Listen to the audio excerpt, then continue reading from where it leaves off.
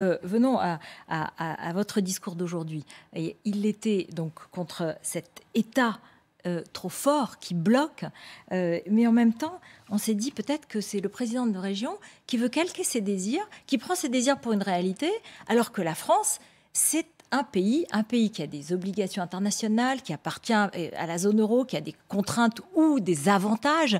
Et on ne dit pas tout le pouvoir est au maire, tout le pouvoir est aux élus locaux, parce que ça ne marche pas comme ça, un État. Mais moi, ce que je veux, c'est bâtir un nouvel État.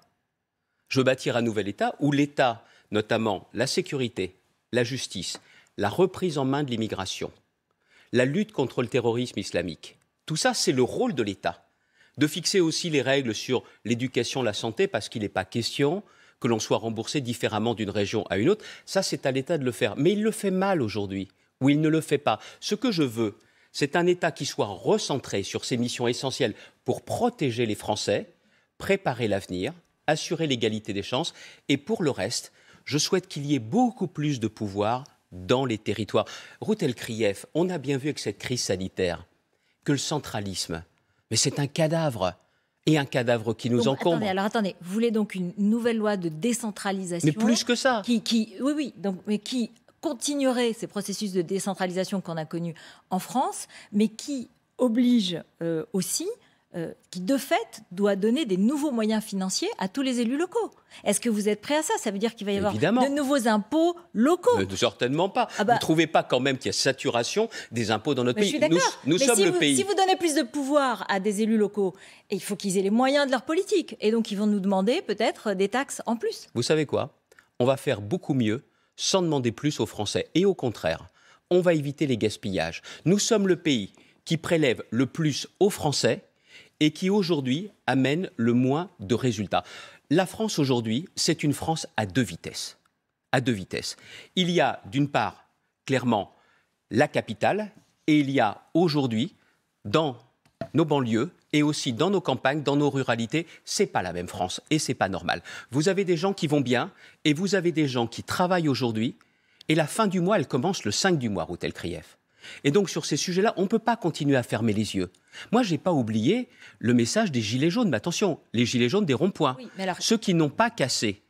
Et ce message-là, il n'a jamais eu de réponse. Les élus locaux peuvent le comprendre. Mais évidemment. Et seuls les élus locaux peuvent leur répondre. Non, c'est les moyens de l'État. Mais on voit bien depuis 5 ans qu'on a le pouvoir. Il est dans sa tour d'ivoire. Il ne comprend pas. Mais d'une certaine façon, n'en faites pas le reproche.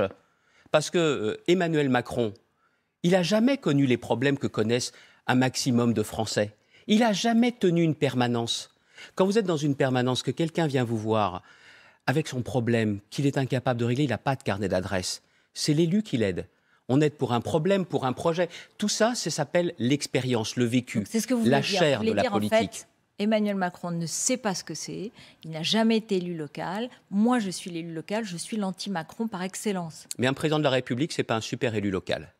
Le président de la République, il incarne la France. Il représente la France, mais il doit aussi penser aux Français et à tous les Français.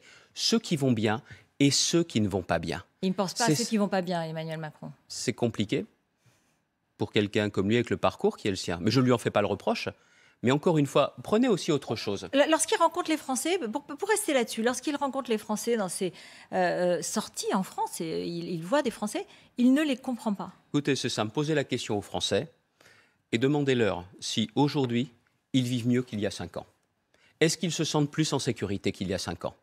Est-ce que la France est plus rassemblée qu'il y a 5 ans? Vous avez la réponse, c'est non.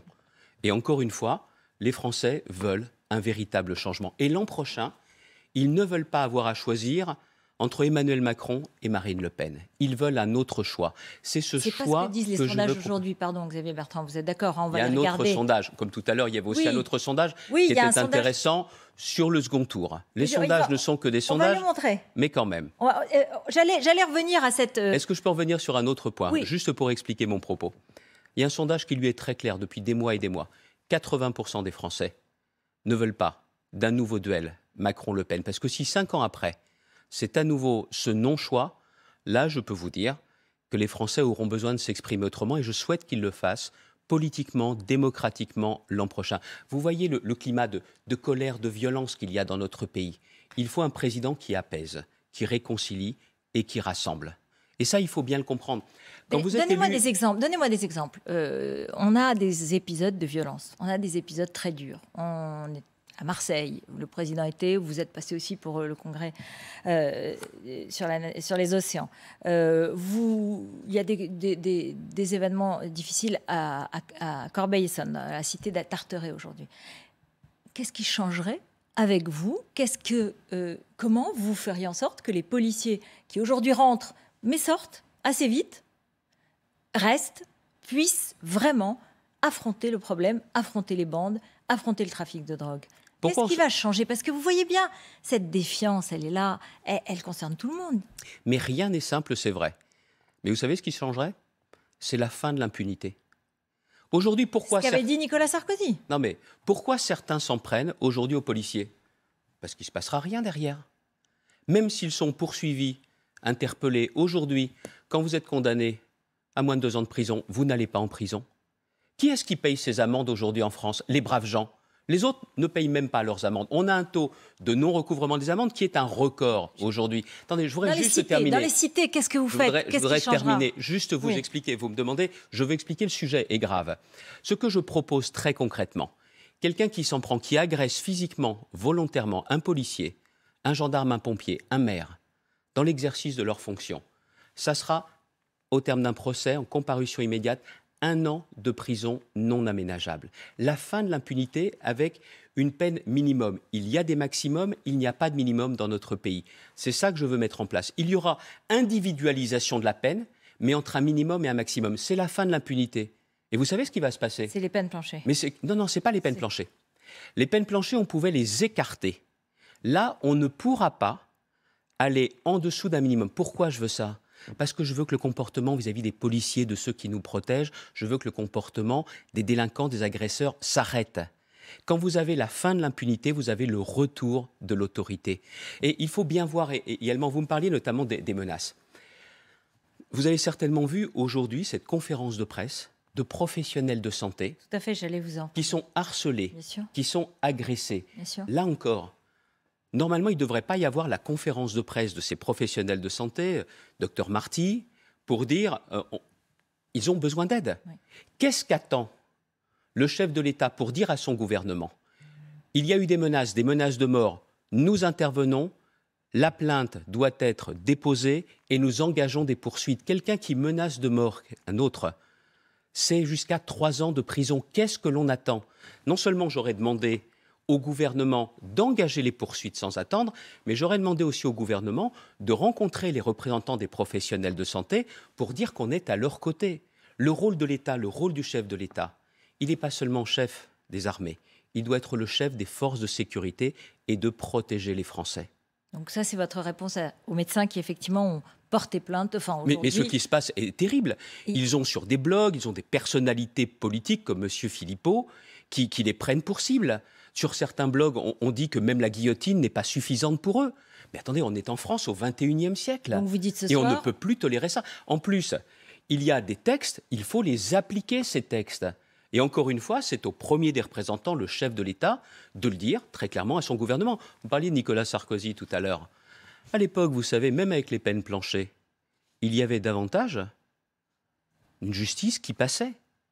Et donc, encore une fois, c'est clairement une question de compréhension de ce qui se passe dans le pays et aussi une question de volonté politique.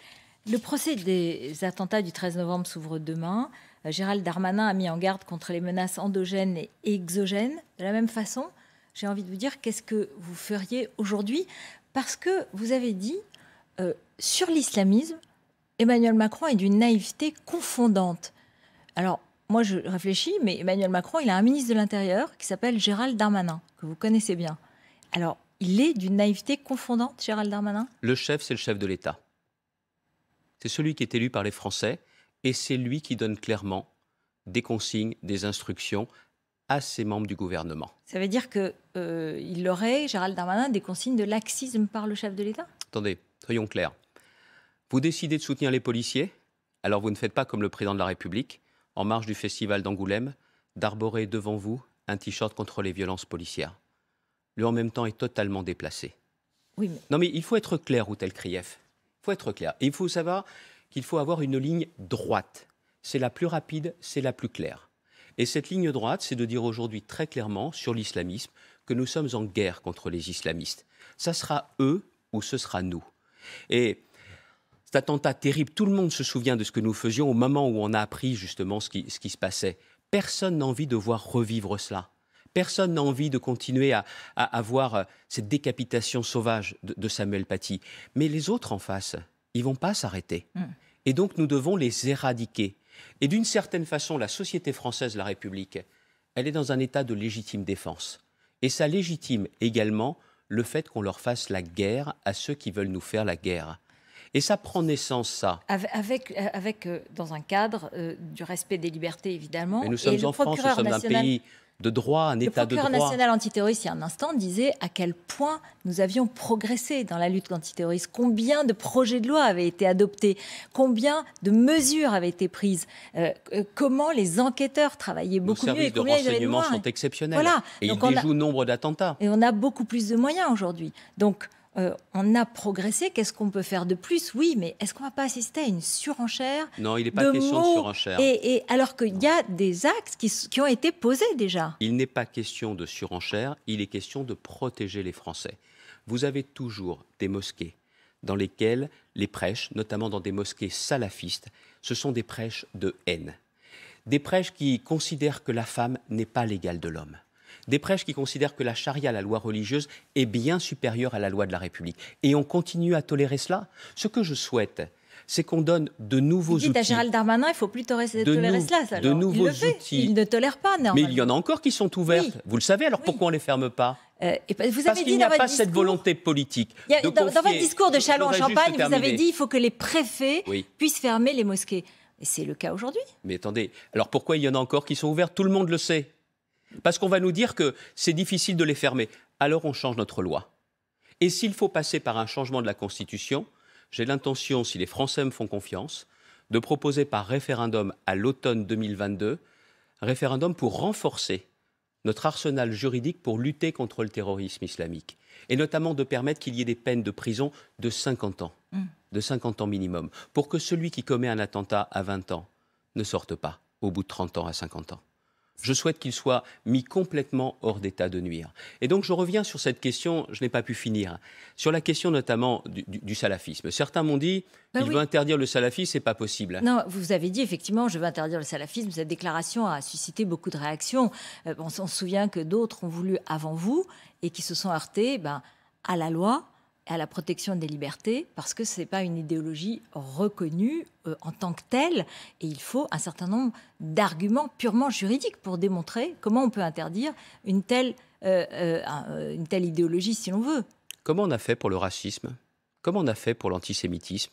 Comment on a fait pour le nazisme? Vous savez quoi, au début, certains avaient dit « Oh, c'est pas possible ». Vous dites que le salafisme, c'est comme le nazisme? Mais attendez, quand on vous dit justement que les femmes ne sont pas l'égale de l'homme, on va tolérer ça dans un pays comme la France, où l'égalité, c'est justement dans notre devise républicaine.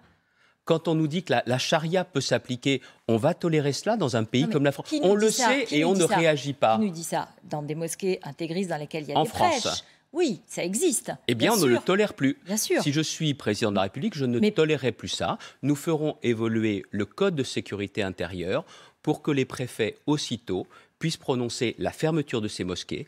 Ceux qui se sont livrés à de tels actes, dans ces conditions-là, s'ils sont français, seront condamnés durement, et s'ils sont étrangers, ils seront expulsés. Que les choses soient claires.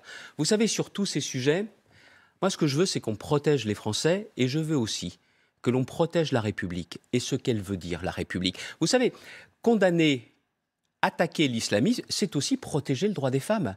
Et dans un pays comme le nôtre, il faut savoir qu'on ne peut pas le faire certains jours et pas d'autres jours. C'est en permanence que ce combat doit être mené. Et quand vous voyez ce qui se passe aujourd'hui en Afghanistan, qui est un tournant dans l'ordre mondial, quand vous voyez notamment, on est à quelques jours, notamment de l'anniversaire, de ce terrible anniversaire, des attentats du 11 septembre, c'est à partir de l'Afghanistan. C'est à partir de cette base arrière terroriste qu'ils ont fomenté leurs attentats. Le procureur du parquet national antiterroriste, tout à l'heure, nous disait l'Afghanistan, c'est quand même beaucoup plus loin que la Syrie. Il n'y a plus les mêmes structures d'accueil pour les terroristes. Aujourd'hui, à l'instant où on parle, ça ne veut pas dire que demain, dans les mois qui viennent, ça va changer. Mais est-ce que vous avez le sentiment qu'il faut s'inquiéter, qu'il faut mettre un dispositif particulier, qu'il ne faut pas accueillir les réfugiés? Ce n'est pas ça le sujet. Mais si vous accueillez des réfugiés, vous devez aussi, comme l'on dit, cribler. C'est le cas. Le parcours, mais il faut le faire très clairement. Et d'ailleurs, pour ceux qui sont arrivés en France, qui étaient liés aux talibans, le gouvernement nous doit des explications. Est-ce qu'il y a de véritables raisons pour lesquelles on ne les a pas laissés à Abu Dhabi et pour lesquelles ils sont arrivés en France?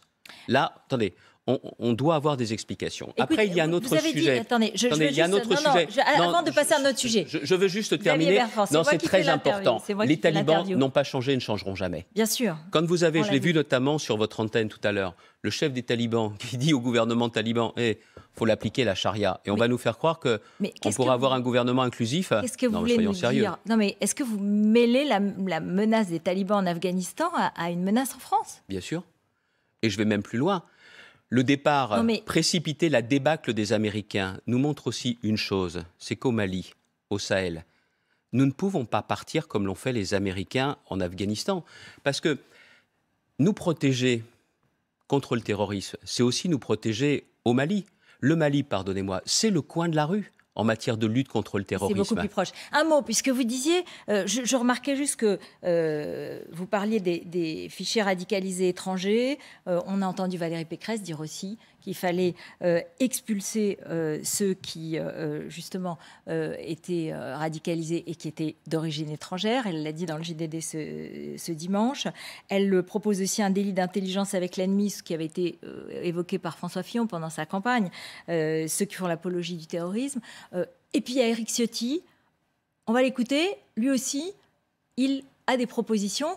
Ce que je veux dire par là, c'est que là, tous les candidats potentiels, on est dans une phase préliminaire en quelque sorte, sont d'abord sur ce terrain. On l'écoute. Pour les mineurs, je veux l'interdire aussi dans les espaces de service public, pas dans l'espace public. Je pense à des guichets de sécurité sociale, d'une mairie, pour les accompagnateurs scolaires. Là, c'est un combat que je livre à l'Assemblée nationale depuis des années. Et pour les fillettes, Bien sûr. Ah, vous voulez interdire le voile? Bien sûr. Comment on peut imposer à un mineur son appartenance? Jusqu'à quel âge? À quel âge elles peuvent décider librement? Pour les mineurs. Donc jusqu'à 18 ans. C'est l'amendement que j'ai défendu à l'Assemblée nationale. Jusqu'à 18 ans, Absolument. vous voulez interdire le port du voile. Je crois qu'il faut aussi poser une forme de laïcité qui s'oppose à la montée du communautarisme islamiste dans notre pays. Vous êtes d'accord? J'aurai l'occasion très prochainement de faire des propositions très précises, comme je l'ai fait sur la sécurité, sur l'immigration et sur le renforcement de la laïcité. Mais les voiles pour les mineurs et pas dans l'espace public, oui ou non? Attendez, sur l'espace public, ça veut dire quoi? Non, mais attendez, dans les guichets de sécurité sociale, etc. Moi, vous savez, quand je fais des propositions, je les travaille. Ouais. Je ne veux rien proposer que je ne sois pas en mesure d'appliquer. Vous n'êtes pas prêt sur ces questions? Cette semaine encore, j'ai rencontré le recteur de la Grande Mosquée de Paris. Et nous sommes convenus de nous revoir. Il va me faire rencontrer à la fois des imams et me faire rencontrer d'autres personnalités. C'est comme ça, et avec d'autres religions, que je prends mes décisions. Et encore une fois, vous disiez, vous êtes tous sur ce sujet-là. Non, regardez. Nous avons commencé l'entretien en parlant de la République des territoires. Moi, je pense que notre devise républicaine, liberté, égalité, fraternité, devrait s'enrichir vraiment du terme de laïcité. Et je veux la renforcer, encore et partout. Et c'est vrai que quand ne sont pas formées les consciences, il y a eu notamment la loi de 2004 qui montre qu'elle a été un véritable succès. La loi contre la burqa a aussi été une véritable avancée, encore une fois, de la protection du droit des femmes. Et la question, bien évidemment, pour les fillettes, c'est la question du port du voile forcé. C'est aussi une vraie question. Mais il y a aussi un point qui est très important. Et vous voyez, je ne veux pas aborder ce sujet après qu'on ait parlé des islamistes, parce que moi, je refuserais tout amalgame. C'est notamment ce que font les extrêmes. Ils veulent confondre les musulmans et les islamistes. Moi, jamais. Et quand je m'en prends aux islamistes, quand je veux les combattre, c'est parce que je veux aussi que nos compatriotes de confession musulmane ne se sentent jamais comparés aux islamistes. C'est ça qui est très important. Encore une fois, je l'ai dit, si vous voulez rassembler, vous devez très clairement dire quels sont les ennemis de la République, et ce sont les islamistes. Et ceux qui la respectent et ceux qui vivent ces valeurs et partagent ces valeurs. Exactement. Il y en a un qui intervient, qui se prépare peut-être à être candidat. Il a été testé dans les sondages, on va regarder. Éric Zemmour, le polémiste, Et on voit dans les résultats des sondages, notre sondage IFOP pour LCI, qu'au premier tour, il vous ferait passer, en fait, vous, mais aussi Valérie Pécresse, quand elle est testée, il fait perdre 2 points au candidat LR, c'est-à-dire ou vous, ou Valérie Pécresse, je veux dire. Donc, est-ce que aujourd'hui, vous nous dites... Éric Zemmour, c'est inquiétant, c'est ça. Non mais attendez, je suis pas venu sur un plateau avec d'autres commentateurs. Moi, je veux pas devenir commentateur sur LCI. Je suis candidat pour devenir président de la République. Donc encore une fois, toutes ces enquêtes montrent une chose, c'est que faut bien regarder. On est à 7 mois de l'élection, et tous les candidats ont besoin de présenter leur projet, et que les Français se disent, c'est ce projet qui me permettra de vivre mieux. Voilà ce qui est important. Monsieur Zemmour, il sera candidat ou il ne sera pas candidat? Moi, je le suis. Et je tiens aussi à dire, c'est que compte tenu des idées qui sont les siennes, je pense que c'est plus un problème pour Madame Le Pen que pour qui que ce soit d'autre. Mais dans les sondages, il y a aussi, il prend aussi des voix. Mais dites tout, et dites aussi que dans ces conditions-là, Madame Le Pen y perd beaucoup, oui. Et Monsieur Dupont-Aignan. Oui, bien sûr, mais là, comme je parle excusez-moi, à vous, je ne suis pas là pour être commentateur. Non, vous n'êtes pas commentateur si c'est le paysage politique. Ça veut dire que ça définit aussi votre stratégie. Non, pas du tout. Ah non. Moi, je définis ma stratégie en fonction de ce que je pense nécessaire et utile pour le pays. Je suis le seul à penser notamment que si nous voulons relancer le pays, redresser le pays, nous avons absolument besoin de dire aux classes moyennes, aux catégories populaires, que le projet pour la France sera un projet qui leur donne toute leur place. Ça, c'est ma stratégie. Voilà. Et moi, je ne la dicte pas en fonction de qui est candidat, qui ne le sera pas, qui ira au bout, qui n'ira pas au bout. C'est ma conviction profonde. L'autorité, le travail, les territoires. En partant du constat que nous sommes aujourd'hui dans une société qui est profondément malade, profondément fracturée, et qu'il faut redonner de l'espoir. C'est ça ma conviction. Je ne veux pas me déterminer en fonction de ceux qui nous disent « Coucou, bonjour, je vais venir faire un tour et puis on verra dans quelques mois ». Certainement pas. Mais j'ai entendu les mêmes débats, les mêmes questions au moment des élections régionales. J'ai entendu c'est la même musique qu'au moment des élections. Les sondages, le pauvre Xavier Bertrand, il ne va pas pouvoir se faire réélire. Mon Dieu, ce sont les Français qui décident comme les habitants de France. Je vais vous montrer le sondage du deuxième tour, et si vous arrivez au deuxième tour. Mais juste un mot, si vous ne voulez pas commenter la candidature d'Éric Zemmour, c'est pour ne pas choquer ses électeurs potentiels? Monsieur Zemmour, le grand diviseur? C'est lui dont vous voulez que je parle? Non. J'ai même dit l'autre jour, dans un discours à Chinon, que les théories qui sont les siennes ne sont vraiment pas les miennes. Voilà qui est dit. Voilà qui est clair. Alors, ce deuxième tour, si vous y arrivez, en tout cas, il montre une chose. On va le regarder. Vous êtes devant Emmanuel Macron par 53%, 47%. Et c'est votre argument aussi. Je suis le seul à pouvoir battre Emmanuel Macron. Dans le test qui a été fait dans le Figaro, Valérie Pécresse arrive à 50-50. C'est-à-dire dans une forme de marge d'erreur.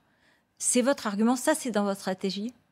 Ce n'est pas ma stratégie, c'est que les Français veulent que ça change. Je vous l'ai dit tout à l'heure, 5 ans après, est-ce qu'on vit plus en sécurité ou pas? La réponse est claire, c'est non. Est-ce que le pays est plus fracturé qu'il y a 5 ans? La réponse est oui. Donc les Français veulent un changement. Et ils veulent savoir qui peut porter, qui peut incarner ce changement. C'est ça qui les intéresse. Et ça n'est qu'un sondage, mais je pense que c'est l'indication qui est donnée. Ils veulent que ça change. Ils veulent vivre mieux. Vous savez, les gens veulent vivre en paix. Et donc, ils veulent que ça s'améliore en matière de sécurité. Et ils ont compris que tant que ce serait Emmanuel Macron, il n'y aurait pas d'amélioration. Les Français veulent vivre de leur travail. Et quand vous faites partie des classes moyennes, des catégories populaires, vous avez compris que ce n'est pas un président pour vous. Et quand vous habitez loin de Paris et des grandes métropoles, et moi, je ne suis pas dans une compétition Paris-Province, ça serait stupide. Dans ces cas-là, vous vous dites que vous êtes bien souvent des citoyens de seconde zone. Regardez le débat qu'on a aujourd'hui. La 5G pour ou contre? Moi, je suis pour. Mais beaucoup des téléspectateurs qui nous regardent ce soir disent « Mais nous, on n'a même pas la 3G. Quand est-ce que vous vous réveillez à Paris, là? Quand est-ce que vous allez vous mettre à notre place ?» C'est ça que les gens ne comprennent pas. C'est ça qu'ils ne supportent pas. Vous avez vu le prix des carburants, là, pendant les vacances? Pour ceux qui ont eu la chance de partir? Mais ça pèse sur le budget des ménages. Ce n'est pas la question seulement du pouvoir d'achat, c'est le pouvoir de vivre. Comment vous faites plaisir à vos enfants? Comment vous assurez leur avenir quand vous n'êtes pas dans une ville universitaire et qui veulent faire des études? Vous êtes ce candidat-là, celui qui parle au territoire, celui qui parle des territoires. peut-être que dans votre communication de cet été, on a vu, vous êtes intervenu, vous avez parlé avec des gens, vous avez fait le tour de France, et puis vous avez fait des photos pour Paris Match. On va le voir. C'était une façon pour vous de mieux vous faire connaître, de dire on ne me connaît pas assez. Non, je pense que c'était aussi de jouer une opération vérité. Vérité vraiment ou communication? Non, je crois qu'en politique, il faut toujours dire la vérité. Vérité, transparence, c'est la première des choses. Et je pense que le reportage qui m'a été proposé, il y avait une limite que j'ai posée, qu'il n'y ait pas de photos de mes enfants, que je n'ai pas à parler de mes enfants, parce qu'avec mon épouse, nous sommes adultes, on fait ce choix. Et puis je pense que c'est aussi bien que ce soit organisé plutôt que on vous course, on vous traque, on vous poursuive, c'est bien mieux comme ça. Mais je ne voulais pas justement que les enfants, pour les protéger, soient justement mis en avant. Et la règle a été minutieusement respectée par le journaliste en question, que je veux vraiment remercier de son professionnalisme. Un mot pour finir, parce que il y a d'autres propositions qui m'ont été faites, mais il fallait venir chez moi avec les enfants. Et là, la réponse a été non. Cet été, Valérie Pécresse a, on l'a vu un petit peu, remonté la pente.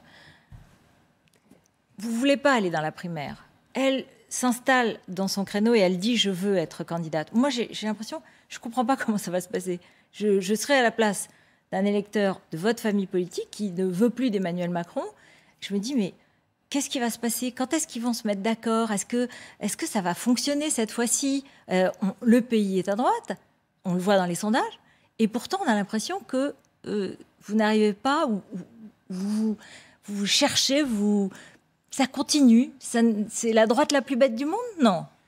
Écoutez, ne pas participer à la primaire, c'est aussi ne pas participer à tous ces débats de la primaire. Maintenant, on va juste faire un petit rappel en arrière. La dernière fois que la droite l'a emporté, c'était avec et grâce à Nicolas Sarkozy. C'était en 2007. Vous vous souvenez à partir de quel moment tout le monde est parti en campagne, uni derrière lui? Il était ministre de l'Intérieur, le ministre le plus populaire de France, président du parti. Et pourtant, on a entendu des gna-gna-gna. Et puis c'est le 14 janvier 2007, porte de Versailles, avec ce formidable discours, ce formidable élan, qu'a vraiment démarré la campagne. Et nous sommes aujourd'hui le 7 septembre. Pas 2006, mais 2021. Donc encore une fois, le plus tôt sera le mieux, mais au final, il n'y aura qu'une candidature de la droite et du centre. Donc vous êtes tranquille, vous dites on peut attendre janvier, on peut attendre... C'est pas ce que je vous ai dit. Je veux juste dire que l'histoire ne se répète pas forcément, mais c'est pas mal d'avoir de la mémoire de temps en temps. Mais c'est la vie qui est ainsi faite. Et si c'était facile, ce ne serait pas une élection présidentielle. Et ceux qui n'ont pas les nerfs solides, ceux qui n'ont pas la détermination, bon sang, ça va se voir, ça va se sentir. Vous allez le voir, Nicolas Sarkozy, le 20 septembre. J'ai vu que vous proposiez le conseiller territorial, qui était une de ces réformes, qu'il n'a pas pu mener à bien, enfin, qui a été défaite après par François Hollande. C'était un clin d'œil, c'était une façon de dire je veux faire la même chose. C'est une recherche d'efficacité. J'étais pour à l'époque, je suis toujours pour aujourd'hui. Je vais vous expliquer, on va prendre quelques exemples en se mettant au niveau de nos concitoyens. Non, au niveau de nos concitoyens, c'est important. En un mot. Mais pourquoi c'est un mot quand on parle de nos concitoyens et pourquoi c'est 50 mots quand on parle de politique? Non. Mais bien sûr que si. Non. Allez, on va pas jouer à oui, non. Clairement, aujourd'hui, vous êtes quelqu'un au RSA, vous voulez un emploi, vous voulez une formation. Eh bien, vous avez d'un côté le conseiller départemental au département qui gère votre dossier, et c'est un conseiller régional à la région qui va gérer votre dossier. Demain, ce sera le même élu. C'est un gain de temps, c'est d'efficacité. Vous avez une cité scolaire, collège et lycée. Aujourd'hui, il y a un élu d'un côté, un élu de l'autre. Ce que je propose, c'est que ce soit le même élu, ce qui aura aussi une conséquence. Je sais que ça va faire débat. Il y en aura 2000 qui restent sur le carreau. Il y a aujourd'hui 6000 conseillers départementaux et régionaux. Il y en aura 4000 demain. Je sais que beaucoup de mes collègues conseillers régionaux ne comprennent pas ma position, ne sont pas d'accord. Je veux de l'efficacité maximale. Et je pense qu'il y aura le maire. Le maire, pour moi, c'est le socle de la démocratie française. Mais à côté, il y aura un élu unique qui sera le conseiller territorial. Merci beaucoup. Voilà, mais je parle de nos concitoyens comme vous. De la même façon, j'en suis très sensible. Merci beaucoup d'être venu sur notre plateau. Merci de votre invitation. Et nous aurons l'occasion, bien sûr, de revenir sur ce qui va se passer. J'ai entendu que ça pouvait attendre janvier, mais sur le fond, sur le programme, en attendant, on attend des idées. Le plus tôt sera le mieux. Et le plus tôt sera le mieux. J'ai aussi entendu ça. Mais sur les idées, on attend du fond. Je pense que c'est ça que les Français attendent. Merci beaucoup. Merci. Restez avec nous. Dans un instant, on se retrouve et on en parle justement de cette famille politique qui se cherche un candidat, alors même que le pays est plutôt à droite aujourd'hui, ça se voit dans les sondages. Pourquoi ? Comment ça va se passer ? Qu'est-ce qu'il faudrait faire ? À tout de suite.